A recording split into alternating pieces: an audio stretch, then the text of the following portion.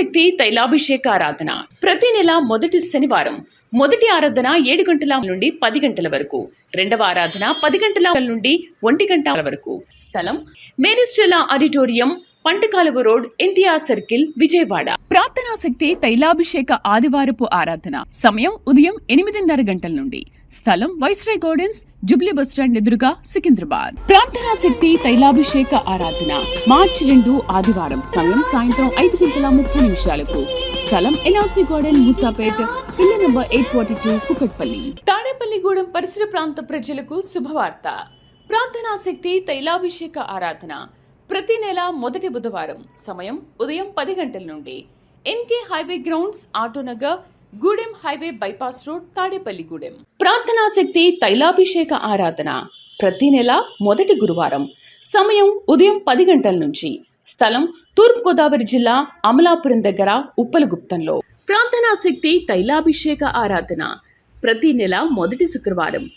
స్థలం Adabala gardens, L&T buildings పక్కన, Penkulapadu road, Palakollu. యేసయ్య నామములో మీకు వందనాలు తెలియపరుస్తూ ఉన్నాను. ఈ దినం వరకు దేవుడు సిద్ధపరిచిన వాగ్దానాన్ని మనం స్వాధీనపరచుకుందాం. పరిశుద్ధ గ్రంథంలో నుండి యెషయా గ్రంథము 55వ అధ్యాయము 3వ వచనాన్ని మనం ధ్యానం చేసుకుందాం. యెషయా గ్రంథము 55వ అధ్యాయము 3వ వచనంలో 4వ లైన్ అండర్లైన్ చేసుకోండి. దావీదునకు చూపిన శాశ్వత కృపను మీకు చూపుదును. దావీదునకు చూపిన శాశ్వత కృపను మీకు చూపుదును. దేవునికి మహిమ కలుగును గాక. చిన్నవాడైన దావీదు శ్రమలలో, బాధలలో, చిన్ననాటి నుండి మనశ్శాంతి లేనటువంటి మనుషుడు దావీదు. ఆ దావీదు జీవితంలో దేవుడు చూపిన శాశ్వత కృప ఏంటంటే, గొర్రెలు మేపుకునేటువంటి ఆ దావీదుని ఎన్ని శ్రమలు, ఎన్ని రకాల శత్రుత్వాలు భయంకరంగా ఆయన మీదకి దాడి చేసినా ఎక్కడ ఆయనకి దేవుడిని కాపుదల తక్కువ కాకుండా ప్రతి విషయంలో అన్ని శ్రమలను, శోధనలను అధిగమించి ఇజ్రాయేలు దేశానికి ఆయన 2వ రాజుగా నియమించబడ్డాడు. తర్వాత దావీదు తర్వాత తన కుమారుడికి వారసత్వం వచ్చింది. తర్వాత తన కుమారుడు సొలొమోను దగ్గర నుంచి అలాగా తన కుమారుడు అలాగా ఈ రోజుకి కూడా దావీదు సంతానానికి సంబంధించిన వారే ఈ దినానికి అక్కడ ఏలుబడి చేసేవారుగా ఉన్నారు. ప్రియులరా, ఎన్నో వేల సంవత్సరాలు గడిచిపోయినా కానీ దేవుని మాట నిరర్ధకము కానేరదంతే. ఎందుకంటే ఆయన సత్యమైన దేవుడు. ఈ దినము అలాంటి కృప, అలాంటి ప్రేమ దేవుడు నీ కుటుంబంలో, నీ బిడ్డ పక్షంగా ప్రభు చూపిస్తూ ఉన్నారు. దావీదుకు చూపిన శాశ్వత కృపను నేను నీకు చూపిస్తున్నాను. ఎంత మంచి మాట చూడండి, నేను చదువుతున్నాను చూడండి. దావీదునకు చూపిన శాశ్వత కృపను మీకు చూపుదును. దేవుడు నీ జీవితంలో శాశ్వతమైన కృప ఎలా ఉంటుందో మీరు చూడబోతూ ఉన్నారు. ఈరోజు వచ్చినటువంటి ఈ కొద్ది ఉపకారమే కాదు, బలమైన కార్యము మీ జీవితంలో దేవుడు జరిగించి ఎప్పటికీ మరలా మీరు డౌన్ కాకుండా ఒక మెట్టు నుండి ఒక మెట్టుకి ఎప్పుడు మీ కుటుంబం అధికారంలోనే ఉండేలాగున, ఆధిపత్యంలో ఉండేలాగున, అనేక మందికి సహాయం చేసే కుటుంబముగా, తలగానే మాట్లాడే రీతిలో దావీదు జీవితము ఆశీర్వాదకరంగా ఎలాగ అంచెలంచెలుగా ఎదిగి ఫలించాడో, ఆ జీవితము దీవెనకరంగా ఉన్నదో ఆ రీతిగా ఆయన శాశ్వత కృప మీకు దేవుడు చూపిస్తూ ఉన్నాడు. ఈ దినము ఈ పరిస్థితి ఏంటని అనుకుంటున్నావు కదా, అందుకే ప్రభు నీతో మాట్లాడుతూ ఉన్నారు. నీ చిన్న స్థితిని దేవుడు ఉన్నతంగా మార్చబోతూ ఉన్నాడు. నా బ్రతుకు చిన్నది, నా జీవితం ఇంతే కదా అని అనుకుంటున్నావేమో. నీ పట్ల ఆయనకున్న తలంపులు అత్యధికముగా ఉన్నాయి. మనసు పాడు చేసుకోవద్దు. గొప్ప విశ్వాసంతో నువ్వు నిలబడు. క్రీస్తునందు ఆత్మ సంబంధమైనటువంటి సత్య ప్రవర్తన కలిగి ముందుకు కొనసాగు. శుభప్రద నిరీక్షణ కోల్పోకుండా నువ్వు జీవించగలిగితే దేవుని యొక్క శాశ్వత కృప ఎలా ఉంటుందో ఒక ఎగ్జాంపుల్ చూపిస్తున్నాడు. దావీదుని జ్ఞాపకం చేసుకొని, దావీదు ఏం మాట్లాడాడంటే, యెహోవా నా కాపరి, నాకు లేమి కలుగుదని చెప్పాడు. దావీదు ఇంకా ఏం చెప్పాడంటే, ఆయన నన్ను జ్ఞాపకం చేసుకోవటానికి నేను ఏ పాటి వాడిని, దేవుడే నన్ను జ్ఞాపకం చేసుకున్నాడు. ఇన్ని కోట్ల మంది ప్రజలలో ఈ ప్రపంచంలో దేవుడు నిన్ను జ్ఞాపకం చేసుకుంటా ఉన్నాడు. చిన్నవాడైన దావీదుని ఎట్లా జ్ఞాపకం చేసుకున్నాడో నిన్ను కూడా దేవుడు జ్ఞాపకం చేసుకుంటా ఉన్నాడు. ఏడవబాకు, ఎందుకంటే దేవుని యొక్క కార్యములు నీ పట్ల జరగటానికి సిద్ధముగా ఉంది. ఎందుకు చనిపోవాలని అనుకుంటున్నావు? ఎందుకు మరణించాలనే నీకు నిర్ణయం వస్తూ ఉంది? వద్దు, దేవుడి దినాన్ని నీతోనే మాట్లాడుతూ ఉన్నాడు. బలమైన కార్యమును చూడబోతూ ఉన్నావు. మనసు పాడు చేసుకోకు. నేను నమ్మాను, నాకు మళ్ళీ నా జీవితం ఇలాగా అల్లరిపాలైపోతుందని అనుకుంటున్నావేమో. దేవుడు మళ్ళీ కొత్త చిగురు నీ జీవితంలో అనుగ్రహించబోతూ ఉన్నాడు. దావీదుకు చూపిన కృపలో శత్రుత్వం కలిగిన వారందరూ దావీదు దగ్గరకు వచ్చి క్షమించమని అడిగారు. దావీదు మళ్ళీ వాళ్ళందరినీ క్షమించి వాళ్ళందరినీ కూడా మళ్ళీ తన రాజ్యంలో చేర్చుకున్నాడు. నీవు కూడా నీ శత్రువులందరూ వచ్చి నిన్ను క్షమించమని అడుగుతారు. వారందరిని నువ్వు క్షమిస్తావు, వారందరూ నిన్ను కొనియాడుతారు, వారందరికీ నీవు అధికారిగా ఉంటావు. అటువంటి శాశ్వత కృప దేవుడు మీకు అనుగ్రహించుచున్నాడు. ఆత్మ మీకు తోడైండును గాక. ఆమెన్.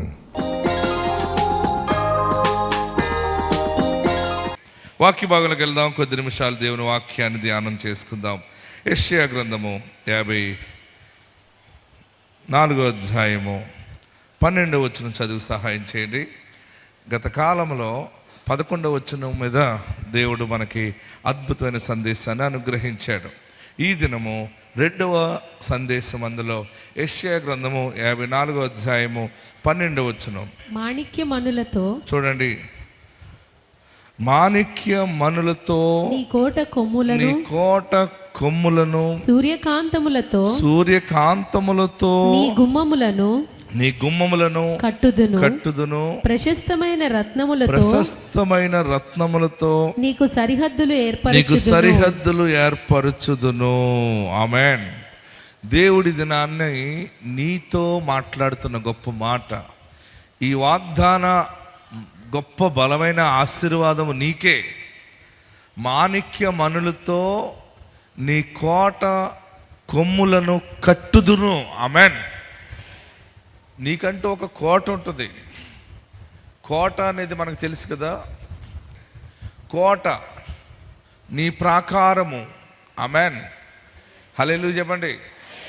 నీ ప్రాకారము, నీ సరౌండింగ్, నీకంటూ ఒకటి ఏర్పరచబడింది కదా, నీ రాజకోట. దాని యొక్క గుమ్మం మీద ఉంటుంది, కొమ్ము ఉంటుంది అనమాట. రాజులు కోట కడితే రాజగుమ్మం వేరుంటుంది, దానికి మిగిలిన వారు వచ్చేటువంటి గుమ్మాలు వేరుగా ఉంటాయి.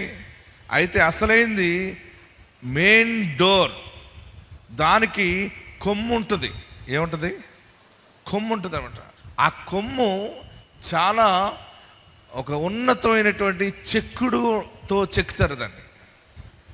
మాణిక్యమణులతో నీ కోట కొమ్ములను ఆయన కడుతున్నాడు. బాగా గుర్తుపెట్టుకో.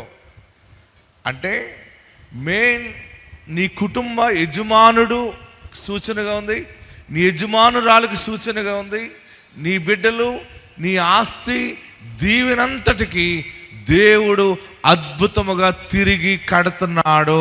ఆమేన్. హల్లెలూయా. దీని అర్థం డిక్షనరీలో చూస్తే రీబిల్డ్ అని ఇచ్చాడు ఆయన. ఏమని ఇచ్చాడు? తిరిగి కట్టబడుట. ఏమనిచ్చాడంటే అద్భుతంగా తిరిగి నీ కోట కొమ్ము కట్టబడుతుంది. అంటే ఇంతకుముందు ఆల్రెడీ కట్టబడింది ఇరిగిపోయి ఉండొచ్చు, అరిగిపోయి ఉండొచ్చు, పడిపోయి ఉండవచ్చు. అదంతా కూడా పాతబడిపోయి చరిత్రే మాసిపోయి ఉండొచ్చు. అంటే నీ కుటుంబము ఒకప్పుడు ఒక రీతిలో బతుకుండొచ్చు, ఒక విధానముగా పేరు ప్రఖ్యాతులతో వెళ్ళుండవచ్చు. కానీ కొన్ని పరిస్థితులను బట్టి అంతా కూడా అట్రప్లాప్ అయిపోయి ఉండవచ్చు, అంతా పడిపోయి ఉన్నావేమో. మరలా ఈ దినము దేవుడు నీతో మాట్లాడుతున్నాడు. మరలా నీ కోట కొమ్ములను ఆయన తిరిగి కడతా ఉన్నాడు. నమ్మిన వారందరూ గట్టిగా చప్పటి కొట్టి ప్రభుని స్తుతించండి. కొమ్ము తలపైన ఉంటుంది. ఒక చోట అన్నాడు, నీ కొమ్మెత్తువాడు, ఆమెన్, నీ కొమ్మెత్తువాడు ఆయనే, నా కొమ్ము పైకెత్తువాడు ఆయనే అన్నాడు కీర్తనకారుడు. అంటే నీ గౌరవము మరలా నిలబడబోతా ఉంది. హల్లెలూయా. గట్టిగా హల్లెలూయా చెప్పండి, ఇంకా గట్టిగా హల్లెలూయా చెప్పండి. కొమ్ముని ఎలా కడుతున్నాడంటే అక్కడ రాశాడు, చదవండి. మాణిక్య మణులతో నీ కోట కొమ్ములను సూర్యకాంతములతో, సూర్యకాంతములతో నీ గుమ్మములను కట్టుదును. సూర్యకాంతములతో అంటే అది గొప్ప బ్యూటీ, సౌందర్యమునికి సూచన. ఆమెన్. బలము.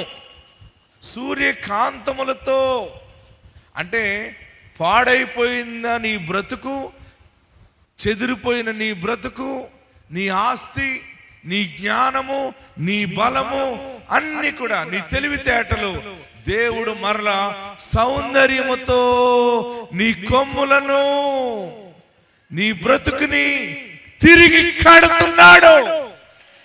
ఈ మాట దేవుడు నాకే ఇచ్చాడని నువ్వు నమ్మితే గట్టిగా చేతులు పైకెత్తి చప్పట్లు కొట్టి హల్లెలూయా అని కేకలేయి. ఆమేన్ ఆమేన్ అని 7 మార్లు చెప్పు. దేవుడికి నాకు ఇచ్చిన గొప్ప మాట. మాణిక్య మణులతో నీ కోట కొమ్ములను, సూర్యకాంతములతో నీ గుమ్మములను కట్టుదును. దేవునికి మహిమ కలుగును గాక. హల్లెలూయా హల్లెలూయా హల్లెలూయా. నీ గుమ్మము, నీ ద్వారము, ఆమేన్, నీ కొమ్ము, నీ ఘనత అంటే రక్షణకి, దానినే రక్షణ శృంగము అంటారు. ఏమంటారు? కీర్తనకారుడు అంటాడు, నా రక్షణ శృంగమా అంటే నా కోట కొమ్ము నీవై ఉన్నావు. ఆమేన్. ఈ దినము దేవుడు నీ కోట కొమ్ములను కడతాను అంటున్నాడు ఆయన. ఆమేన్. అంటే నీ జీవితంలో సర్వ సమృద్ధి అయినటువంటి కుటుంబ పోషణ, దీవెన, ఆరోగ్యముతో, పేరు ప్రఖ్యాతులతో నీ తలపైకి ఆయన పైకెత్తుతున్నాడు. గట్టిగా చప్పటి కొట్టి ప్రభుని స్తుతించాడు. రెండవది సూర్యకాంతములతో. ఆమేన్. దీన్ని సూర్యకాంతములతో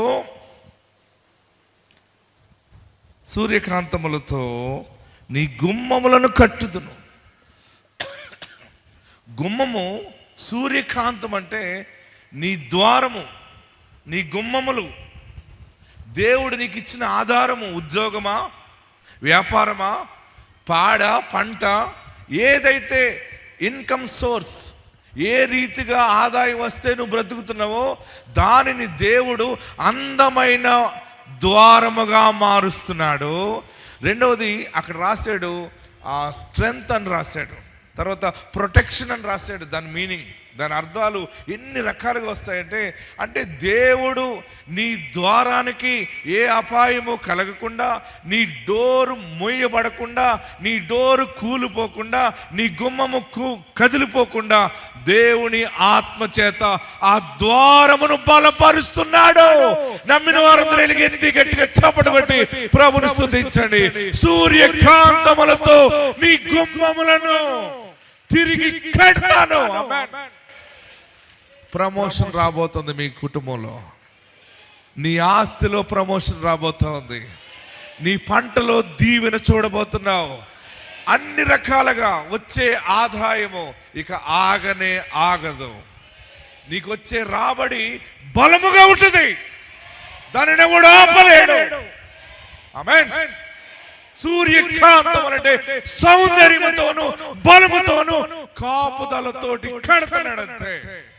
ఇంకా నిన్నెవడు కూల్చగలడు? మీరు అనొచ్చు, ఎవడరా నన్ను కూల్చేది అనొచ్చు. బలమైన దేవుడు నీ పక్షముగా ఉన్నాడు. ఆమేన్. హల్లెలూయా. ఏ అప్పులు, ఏ రోగము, ఏ అన్యాయము నిన్ను ముంచుతాదే, నిన్ను బయటికి తీసుకొచ్చే బలమైన దేవుని హస్తము నీకు తోడుగా ఉన్నది. గట్టిగా చప్పట్లు ప్రభువుని స్తుతించండి. ఏ ఆర్థిక దరిద్రత నిన్ను కృంగదీయలేదు, ఏ బలహీనత నిన్ను కృంగదీయలేదు.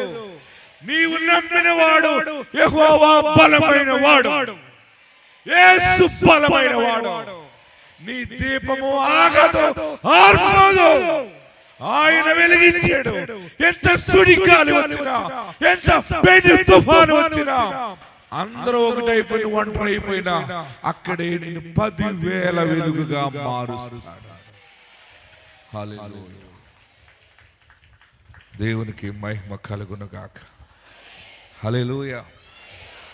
ఈసారి ఈ దినము మీరు అద్భుతమైన ఆశీర్వాదంతో వెళ్తున్నారు. మీతో నా మనసు వస్తుంది, దేవుని ఆత్మ మీతో వస్తుంది. మీ గుమ్మములు సూర్యకాంతములతో కట్టబడుతుంది. దాని యొక్క అర్థం ఏంటంటే సౌందర్యము, బలము, కాపుదల, ప్రొటెక్షన్.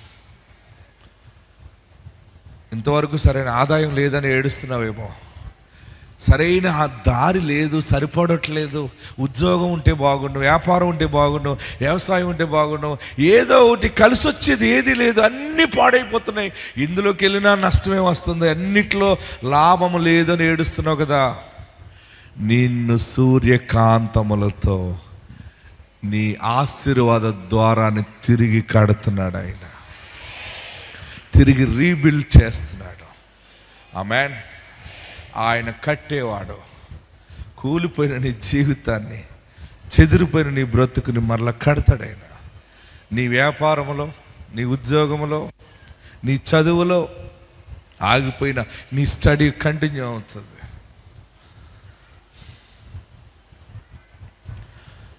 ప్రియులరా, మనం అనుకుంటే కొన్ని సమయాలు మనం చదవాలని ఉంటుంది. నేను కూడా చదవాలనుకున్నప్పుడల్లా నాకు చిన్ననాటి నుండి ఎక్కువ కష్టాలు. నాకు అంటే నా తల్లిదండ్రులని వాళ్ళ ఇన్కమ్ ఏంటి, వాళ్ళు ఎంత బాధపడుతున్నారు, వాళ్ళకి ఏమున్నాయో నేను కాన్వెంట్కి రెండో తరగతిలో వెళ్ళినప్పటి నుంచి గమనిస్తూ ఉండేవాడిని. నా కాన్వెంట్ ఫీజు 10 రూపాయలు. ఎంత? నా కాన్వెంట్ ఫీజు 10 రూపాయలు. 10 రూపాయలు మా నాన్నగారు ఎలా ఇచ్చేవారంటే, నాన్నగారు ఫీజు కట్టమన్నారండి అంటే, ఆరాధనలో వచ్చిన చందా డబ్బులన్నీ ఒక పొట్లం కట్టి 10 రూపాయలు, 20 పైసలు, పావలాలు, 10 రూపాయలు ఇంత పొట్లం కట్టి నా బ్యాగ్లో మూలను పెట్టి, ఇది పట్టుకెళ్ళి మీ స్కూల్ టీచర్కి, కాన్వెంట్ టీచర్ కట్టి, నేను వెళ్ళి ఇదిగో మా ఫీజు అని కట్టి, నేను ఇచ్చింది నన్ను నిలబెట్టి ఆ స్కూల్ మాస్టర్ లెక్కెట్టుకునేవాడు. ఈ చిల్లరంతా ఎక్కడ వచ్చిందిరా బాబు అనేవాడు. నేను అనేవాడిని మా చర్చిలో వచ్చినాయి అండి అనేవాడిని. ఆమేన్. హల్లెలూయా. ఆ చిల్లరకి ఆ కొంచెము ఆ ఆదివారం వచ్చిన డబ్బులన్నీ ఇచ్చేవాడు నాన్న. సోమవారం కట్టేవాడిని. నాకు బాధ అనిపించేది. మళ్ళీ 2వ తరగతి, 3వ తరగతి లేక నన్ను చదివించాలి, అన్నయ్యని చదివించాలి, అక్కని చదివించాలి, మా ముగ్గురికి ఫీజులు కట్టాలి. అప్పుడు నేను కాన్వెంట్ మానేశాను. కాన్వెంట్ మానేసి గవర్నమెంట్ స్కూల్కి, నాకు నేనుగానే గవర్నమెంట్ స్కూల్కి మార్చుకున్నాను. మా నాన్నగారు అడిగారు, ఎందుకు అలా మారేవంటే, మనం ఇబ్బందిగా ఉంది కదండి, పర్లేదు నేను చదువుకుంటాను. 4వ తరగతి నుంచి అందులోకి వెళ్ళి చాలా బాధ చూస్తుండేవాడిని. క్లిష్ట పరిస్థితులు. దేవుని పిలుపుతో నాన్న సేవ చేస్తూ ఉండేవారు. మాకు ఎవరైనా ప్రార్థన పెడితే, ఒక రాత్రి కూటం పెట్టారనుకోండి, ఈది కూటం అంటే అందరూ పాస్టర్ గారు మీ ఫ్యామిలీ భోజనాలు అక్కడే అనేవారు. భోజనానికి వెళ్ళిపోయేవాళ్ళు, ప్రార్థన పెట్టేవారు, మైక్ తెచ్చేవారు. మైక్ సౌండ్ సిస్టమ్ ఉండేది కదా, వాడు ఆ మైక్ పెడితే 20 రూపాయలు తీసుకున్నాడు. ఒక రాత్రి 8:30 గంటలకి ప్రార్థన ప్రారంభమైతే రాత్రి 1 గంట వరకు ప్రార్థన జరిగేది. ఎన్ని గంటల వరకుని? మా నాన్నగారు, మేము పాటలు పాడేవాళ్ళం, నాన్న వాక్యం చెప్పారు, 1:30 2 గంటలు వాక్యం చెప్పారు. సువార్త ప్రకటిస్తే వారు ప్రార్థన పెట్టుకున్న వాళ్ళు ఏం తెచ్చేవారంటే, ఒక 2 కేజీలు బియ్యం పెట్టేవారు అక్కడ. అన్నీ 2 కేజీలు బియ్యం, ఒకరు 10 రూపాయలు పెట్టేవారు, లేకపోతే 20 రూపాయలు పెట్టేవారు. అందులో అలాగ పొడవుగా గుచ్చేవారు. అందులో ఆరాధన అయిపోయింది, ప్రార్థన ఇంటికి వెళ్ళిపోయాక ఈ మైక్ వేసినవాడు పొద్దుటే వచ్చేసేవాడు మా ఇంటికి. మేము టిఫిన్ తినేటప్పటికి వచ్చేవాడు, పాస్టర్ గారు వందనాలండి, మైక్ డబ్బులు ఇస్తారా అనేవాడు. ఆ 20 రూపాయలు ఆడికి ఇస్తే ఆడట్టుకు వెళ్ళిపోయేవాడు. ఇంకెక్కడుండి ఎలాగ చదవాలి, ఎలాగ ఇవన్నీ నడిపించాలి? నేను ప్రార్థన చేశాను, బాధ్యతగా నేను గమనిస్తూ ఉండేవాడు. అంటే కొన్ని సమయాల్లో మనం మంచి ఎడ్యుకేషన్ తీసుకోవాలనుకున్నప్పుడు మనం పరిస్థితులు బాగుగా లేక ఆగిపోవాల్సి వస్తుంది. తర్వాత హై స్కూల్కి వెళ్ళాను, తర్వాత కాలేజీకి వెళ్తే కాలేజీ ఫీజు చాలా కష్టమైపోయేది, ఎగ్జామ్స్ రాయనివ్వలేదు. అప్పుడు మరలా ఇంటర్మీడియట్లో నా స్టడీ ఆఫ్ చేశాను. మరలా నాకు ప్రేరేపణ కలిగి మరలా నేను సిద్ధపడి మళ్ళీ స్టడీ కంటిన్యూ చేశాను. మళ్ళీ కొంత దూరం వెళ్ళాను. మరలా నా స్టడీ నేను థియాలజీ చేస్తున్నప్పుడు మళ్ళీ మధ్యలో ఆగిపోవాల్సి వస్తుంది. మళ్ళీ సిద్ధపడి ప్రార్థన చేసుకుని మళ్ళీ ఎదురుకెళ్ళి అక్కడితోటి గ్రాడ్యుయేషన్ అయిపోయింది. అక్కడితోటి ఆగలేక నాకు చదవాలని ఉంది, నా దారి ముందుకెళ్ళాలంటే ఇబ్బందిగా ఉంది. మళ్ళీ కొంతకాలం గ్యాప్ ఇచ్చి మళ్ళీ నేను ఇంకొక డిగ్రీ చేయడానికి ముందుకెళ్ళాను. మళ్ళీ ఆఫ్ చేసి మళ్ళీ ఆగి మళ్ళీ ఇంకో డిగ్రీ చేశాను. దేవుని కృప నా పక్షంగా ఉంది. దేవుడు నేను ఏం చదువుకోవాలో ఎలా చదువుకోవాలో అంతవరకు దేవుడు తీసుకెళ్ళాడు. అన్నిటికంటే ప్రాముఖ్యమైనది ఆయన తిరిగి నా కోట కొమ్ములను తిరిగి కట్టాడు. ఈ సౌందర్యం, ఈ బలమైన ఆత్మ, ఈ శక్తితో నేను మీ మధ్యకు వచ్చి వాక్యం బోధిస్తూ ఉన్నాను. ఆగిపోదని, ఇది ఆగిపోయింది అనుకుంటున్నామేమో, తిరిగి కడతాడు ఆయన. బాగుంది అనుకుంటున్నామేమో, బాగుగా ఉన్న జీవితం అంతా పాడైంది అనుకుంటున్నామేమో, వచ్చే ఆదాయం ఆగిపోయింది అనుకుంటున్నామేమో, మళ్ళీ వెనక్కి బ్యాక్ అయిపోయాం అనుకుంటున్నామేమో.